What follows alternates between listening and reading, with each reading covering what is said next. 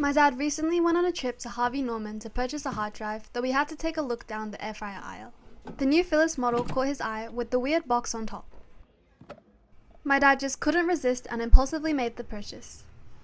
He carefully buckled it up in the passenger seat to prepare for the ride home. That's when he realized he had to hide it from the boss of the house and camouflaged it with the other air fryers. Another thing that was requested in the last video were the measurements for the other Dual Basket air fryer.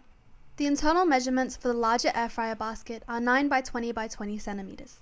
The smaller basket has internal measurements of 10 by 12 by 22 centimeters.